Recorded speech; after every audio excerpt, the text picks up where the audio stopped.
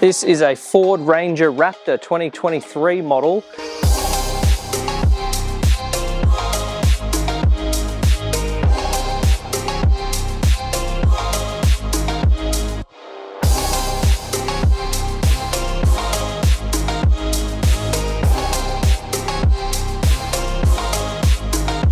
Which, as you can see, we have a huge amount of stuff to go in this car. We have Alpine front speakers, Alpine subwoofer and Alpine rear speakers. We have some specialist products from Osmotion made specifically for the next gen Ranger Raptor. We've got some amplifiers, digital signal processors, this awesome custom lithium battery that locates in behind the rear seat. It's a huge project. Let's get stuck into it.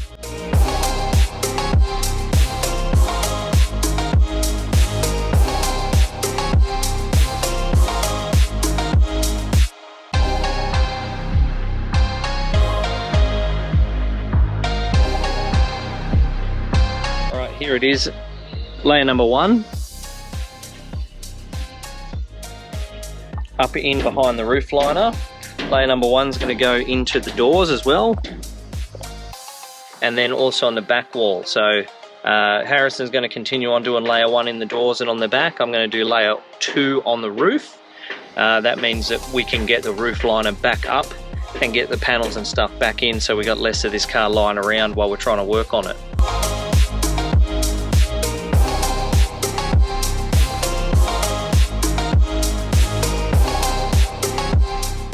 Phase two. Phase two. Phase two done.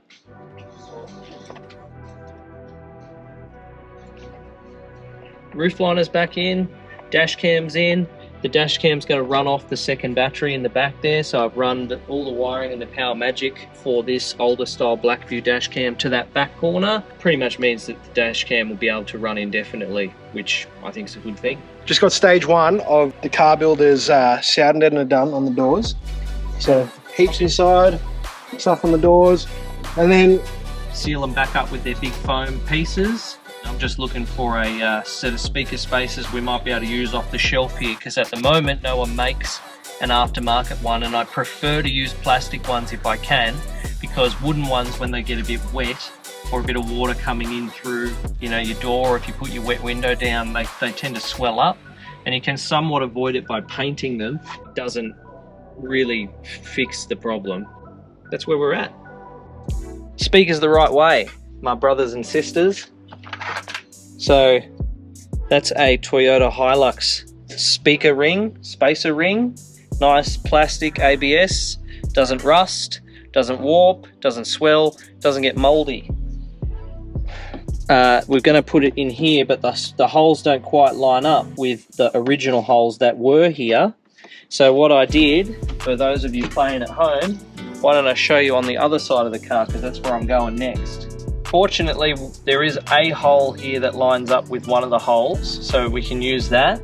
Then I've got self-tapper roofing type screws, and I'm going to use these to locate the next two spots.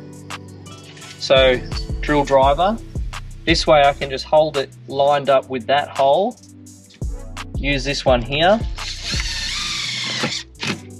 Beauty of using self-tappers is obviously you're drilling a pilot hole and then it just holds it, so I can let go of it totally. And when it's screwed in, the other thing is, instead of marking a hole, hitting it with a center punch, coming back, drilling a pilot hole, drilling it out, now I know all three screws line up with the holes perfectly, so there's no guesswork.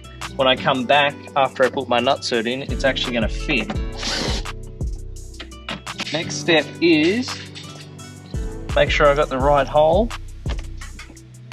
We're using M6 nutsert, which, if you haven't seen a nutsert before, can also be called a riv nut. It's a bit like a pot rivet with a thread inside of it. This goes in a special tool, basically pushes into the hole. The tool has a threaded bolt on it, crimps this down in and squeezes it tight, so it basically gives you then a threaded hole in a thin piece of steel like this. So our next step is we got M6 nutsert 9mm drill bit, Our holes are already sort of 3 or 4 mils on the 2 we drilled, and probably about 6 mils on the existing hole. 1, 2, 3. Then I'm going to use the same drill. Again, if you've used a nutsert gun before by hand, this is some next gen stuff here, because this is a nutsert tool which I just got from Bunnings, believe it or not. So our nutsert goes on the end, we put our drill onto speed number 1, and we set a clutch about sort of halfway along so that we don't just totally rip the thread out of this. Bring it tight like that, put it in our hole, and very slowly, holding it with one hand,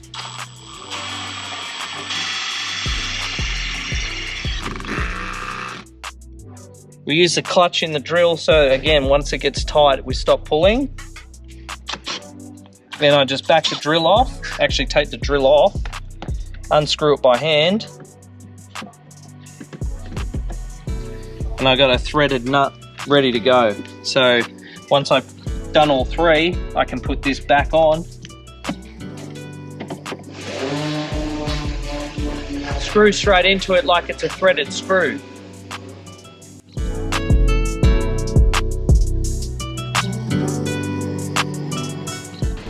Yeah, so we've got our soundproofing finished off. We've got our plastic speaker molds that we talked about yesterday. We've got our Alpine Type X 6x9 splits going in the front. We already hooked the tweeters into the pillar mounts that go in up there. And then we'll run a couple of speaker wires and start cutting some panels for the back and start running some other cables. Slowly but surely it comes together. And I'll show you guys here in the back. This is all of the soundproofing. So you've got the first layer underneath here, which you can see here.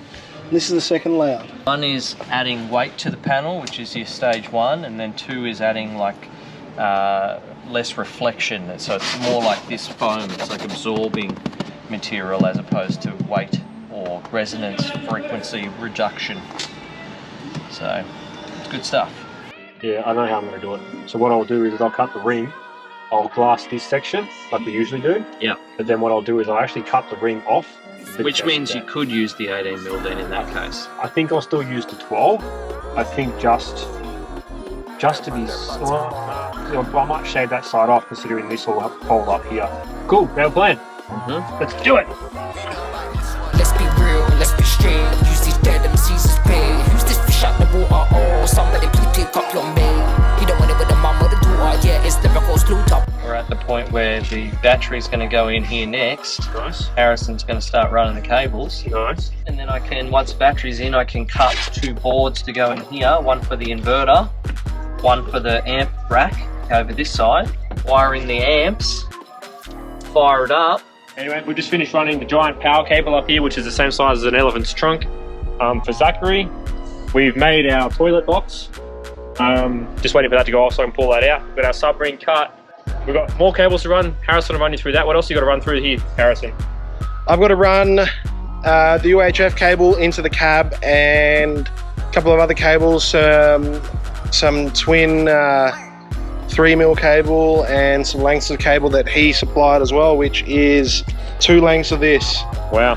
Put some holes and put grommets in it and stuff like that. So Fun once stuff. I've ran all the cable, I'll then be able to figure out exactly what I'm going to do to make it look all neat. Yes, you're not going to see it, but we will know it's there. Yeah, I know, right? We've had a massive week already. Like, we've already done the all the sound deadening, all the speakers, upgraded all the stereo, sub box. Now this thing's going to be premium. Most of the interior has been put back together, so we are winning. So Brett now is trying to pull the fiberglass box out without... Yeah. It's too soft. It's still too soft, just wait. Yeah, I'm rushing it. You're I right. need to let it go off. See this, people? Don't rush. No, walk Brett has away. made the decision that it's still too early. Walk away. Sub box is out. We got it out, yes, we did get it out. So I was worried for a second, I'm not going to lie. But we did manage to get it out with little to no damage. Just trimmed it up now and just sanded the inside of it. So I'm just about to double check it. So it's got to go back first, down like that. So it'll fit, which is good. That's the mat, so it's a little tight on the mat, but that's okay. Double check the sub still fits okay. That's where we're up to. Attempt number 2. First attempt didn't work. We're working in a very tight space. Get it in there, lad. This light's very much too much. Huh? Easy.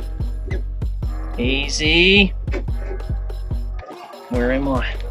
Fuck, I'm right on it. You're in the car. Oh, was that it? Oh! Oh! Oh!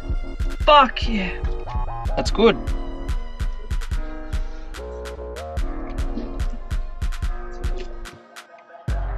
Great. He's gonna go somewhere here. What is that? It's called an SPI 12. It's an isolator, right? It's one hell of an isolator. Yeah, this is like what we used to do dual batteries with before you had DC-DC chargers, right? So this is going to go somewhere, yep.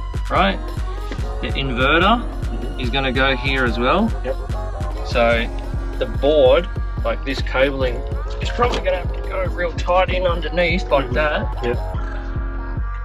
So that the board covers it and maybe screws in there these high sections. Yep. Yeah. This will be mounted to the wall or the back of the board, one way or the other. It'd be on the back side. And then big enough to fit the 3 amps, 1, 2, and then there's a third one that'll sit that sideways. Yeah, where does the seat hook into? Here? The seat only attaches here. Only there, okay. So you can put the plastic piece in, yep, you go underneath that, it should fit. I think the seat sits hard against the top edge here, clips in like that. Yeah. But you know what I mean? I do, yeah. So it'll be 2 boards, one there. Because there is a plastic piece here that covers the seat belt. Yeah. So if it's one board or if it's a 2 boards, whatever, maybe put the plastic piece in. I'll have to put that back together. Cut 1 piece, 2 piece. Yeah. That's it. Carpet it, put it on. Yeah. I can do that.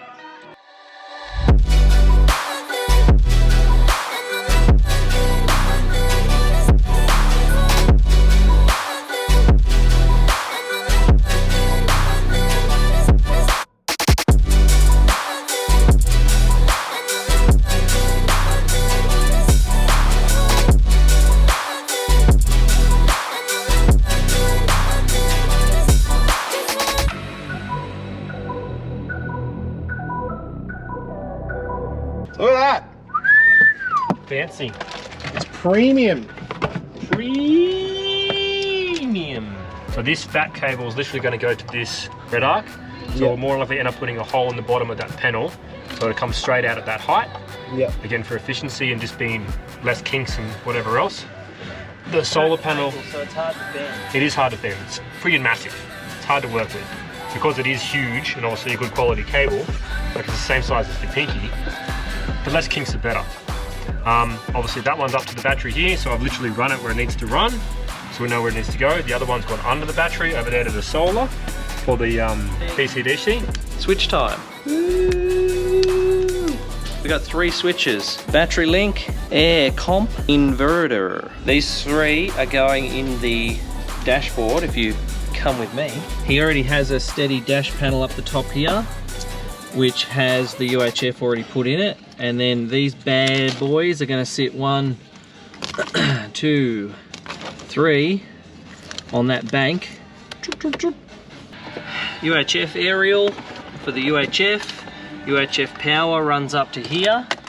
We got it very crudely wired together just so we're ready to test in case something's not right. We can quite easily diagnose it, but when it's finished we'll get our felt tape and we'll make that into a nice loom up the top there as well. It looks like a lot of mess at the moment, but it's like when the roller coaster goes down the hill and it hits the bottom and then it goes back up again, hits the top, and then it sort of comes back to the finish. We're on that, just about to go over the peak, down the other side. All right. Sub box is fitted, cables run, batteries in, all our other additional cables have been run. Sub cable under the carpet, just doing the earth now for the dual battery setup. carpeted all our panels, which are over there. We'll see them in a minute. So yeah, that's where we're up to. So just running this earth cable now, and about to fit off all the panels, I believe, and then fit off everything to the panels, and then terminate everything. Let's go to the back with Zach. What have you been doing here? Well, we got this panel, which I think I showed you at the top, the Ost Motion panel. Bit of get my testing Anderson out of here. Yeah, basically it's going to do inverter, compressor control, twin USB chargers here in the back, and also 12 volt socket, solar in, power out, 240 out, which is going to come from the inverter behind the seat. So that's now just wired up, ready to go back in here. I've just left it out so we can test it all, and then we'll tie it all together, tie the original socket back in there, because it actually doesn't even have a plug on it, unless there's one further down I haven't seen yet. But yeah, get ready to put that back in there, and yeah, get that in behind the seat wired up so we can test it all, and then we're pretty close at that point. So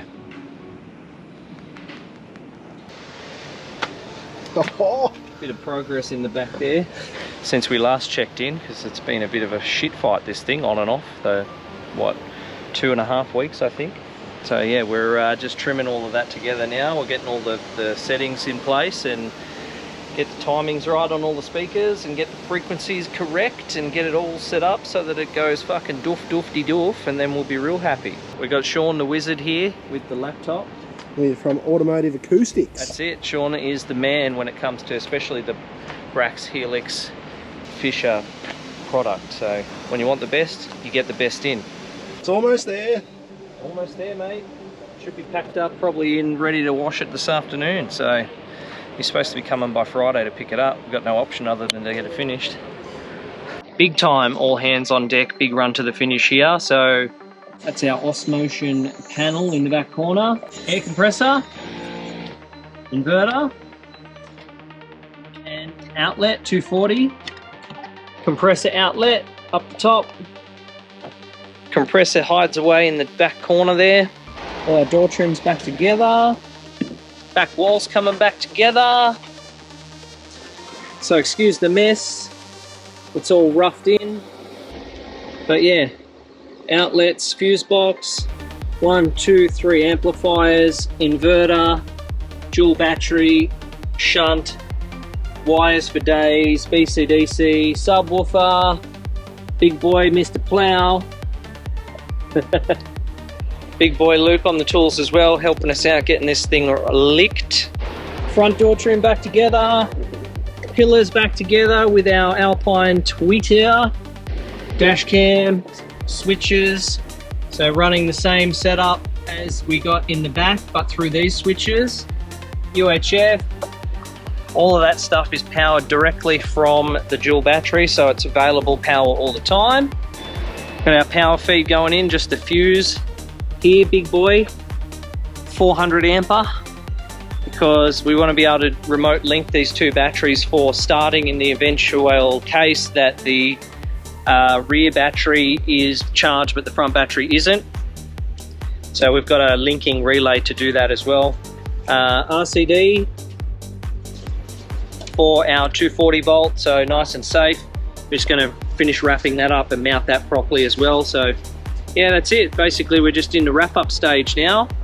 Put it back together. I'm like 1/3 the way across the back wall. Luke's tidied up that corner. We got to tidy up this corner and then just the middle and send it. Final run to the finish here. We're just cleaning up now. There he is, the big fella. What's going on, guys? Got the detailing rag out. Yeah, pretty bit of a mission here in the end to finish it off, but it is finished.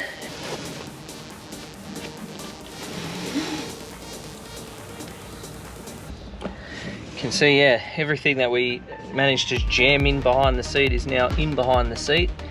Tight, insulated, appears to be working. So ultimately this is now, yeah, just a case of clean it up and send it out the door.